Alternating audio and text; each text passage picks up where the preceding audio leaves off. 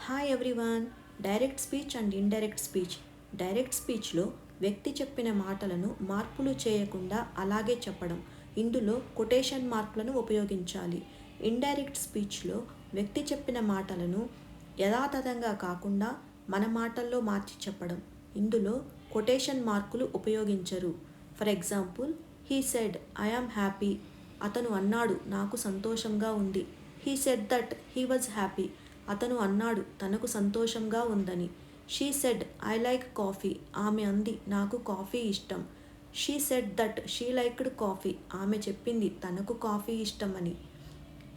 Ravi said I play cricket. Ravi అన్నాడు నేను cricket ఆడుతాను. Ravi said that he played cricket. Ravi అన్నాడు తాను cricket ఆడతాడని.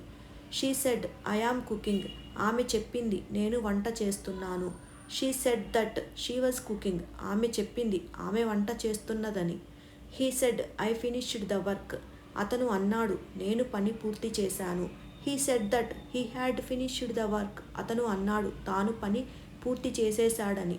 Ravi asked where are you going. Ravi అడిగాడు నువ్వు ఎక్కడికి వెళ్తున్నావు. Ravi asked where I was going. Ravi అడిగాడు నేను ఎక్కడకు వెళ్తున్నాను అని. She asked do you like tea. ఆమె అడిగింది నీకు టీ ఇష్టమా.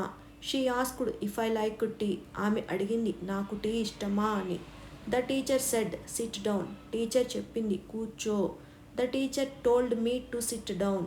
టీచర్ నన్ను కూర్చోవాలని చెప్పింది. He said please help me. అతను అన్నాడు దయచేసి నాకు సహాయం చేయి. He requested me to help him. అతను తనకు సహాయం చెయ్యమని అభ్యర్థించాడు. These are easy rules.